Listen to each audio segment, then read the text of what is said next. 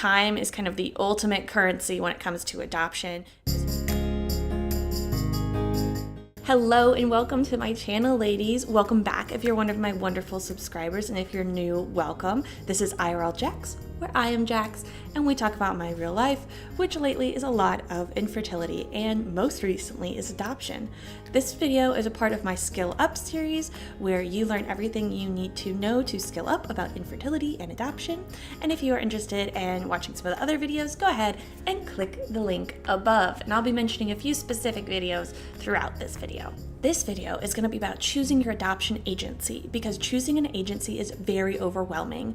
This is a point in your life where you're very emotionally exposed, you're financially exposed, and usually it's something that most of us don't have a whole lot of exposure to up until the time that we face it. I'm going to guide you through how I chose the agency that we're working with and some good questions to ask your agency when you get down to the final few that you want to interview. Once you get your list narrowed down to 2 or 3 that you want to reach out to, what do you ask them? What on earth do you ask them? I'm going to just list off a few of the questions that I personally sent to both the agencies I wanted to interact with and get more information about. There are certainly a zillion more questions you can ask, but these are ones that I found helpful in kind of digging deeper into these different agencies. All right, I'm going to cheat off my phone so I don't miss any. Are you currently experiencing delays with home studies being processed through your agency or any other verification forms, processes, and checks that your agency requires? One of the forms you have to fill out, or I did, was a Kansas Bureau of Investigation background check. That is the longest wait time in the process of like getting all of our paperwork in. It's about 6 weeks wait before you get that back. That's just something you want to root out from the beginning. What takes the longest? Are you experiencing delays? Are you shorthanded on social workers so you can't get through home studies? Are you currently accepting any gender specificity requests? Is there an additional fee? What is the wait time for someone who has specified a gender? Again, when I got my answers back from the agencies on that, it totally eliminated putting in a gender request from my point of view, because the wait time was so much more. And I'm talking like a year longer to specify gender. And I was like, nope, don't care that much. Not that I cared a whole lot from the beginning, because obviously we don't have any children at this point, but it was just kind of like, nope, not worth it in my opinion. But if it's something you're interested in, make sure to ask up front from the beginning so you don't get your heart set on a little boy and then realize, oh, you don't get any control over that. On average, how long do people wait on your list before receiving a placement? There's a few important things to note with this. You have the wait time before you're on the list. That is your before you go online, right? Before you go online, you have the wait time of all the forms and processing and home study. So once you're on the list, how long until you get a placement? This is different than saying how long until you get a match, because once you get matched, you just are matched with an expectant mother, but she might still have 3 more months in her pregnancy, and then you get the placement. So I wanted to know from green lights on, from go to baby in my hands, how long on average does that take with your agency? Are there set law firms or lawyers you work with to finalize adoptions? This question's in there because some of them require, like they keep lawyers on retainer that you have to use, while others will let you choose your own, or they might have a recommended list. A lot of companies have legal plans for, $10 to $20 a month. They will pay for lawyers for different things. Most people use them for like parking tickets and things like that, but adoption finalization papers are usually covered.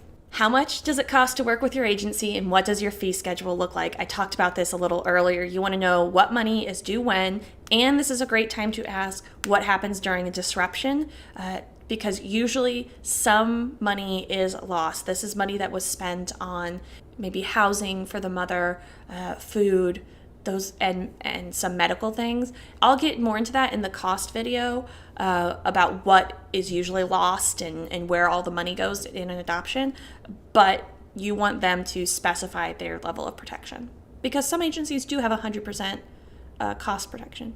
Are the majority of your adoptions in-state, out-of-state? What states or areas of the country do most of your expectant mothers come from? Again, this is so that you can plan travel and how disruptive it is going to be to go meet with expectant families, and how often you can then agree to meet with them. Obviously, if it's halfway across the country, then that's really cumbersome to go to several meetings with the expectant family, and you need to set expectations. What percentage of your adoptions are open, closed, or semi-open? I'm going to have a whole video about that, choosing what you want, but it's good to talk to your agency about what they see most often. Some agencies ban certain types of open closedness. Mostly in 2018, you're seeing agencies banning closed adoptions because I'll get into it in another video, but it's been proven that semi-open and open is way more healthy for the child and everybody involved. So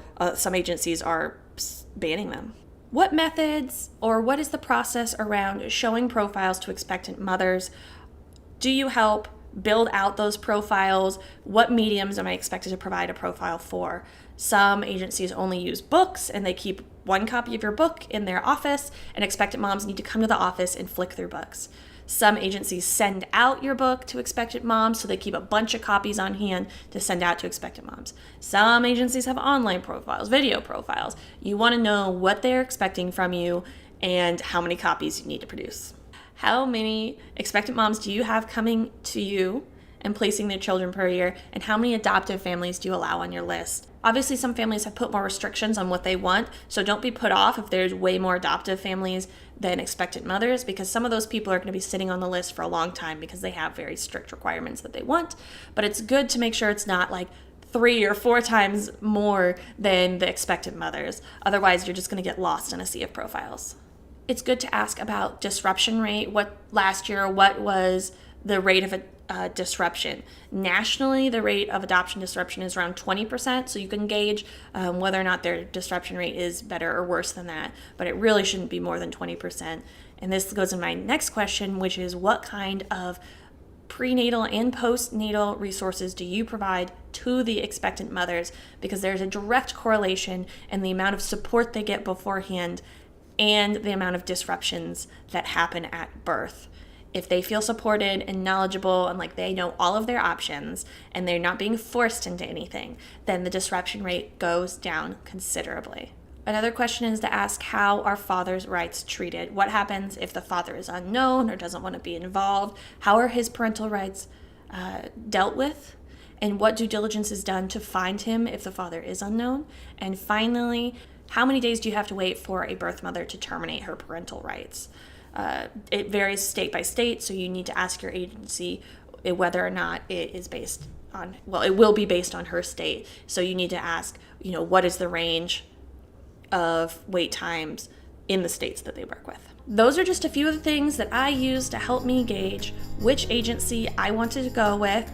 Ultimately, it's about you feeling comfortable with both the process that they go through to place children and with the people that you need to interact with, because this is going to be a rather long and invasive process, and you need to feel comfortable with whoever you choose and whoever's going to be handling your case. If you have any more questions, go ahead and leave them down in the comments below. Thank you ever so much for watching my video, and until next time, keep on fighting, ladies.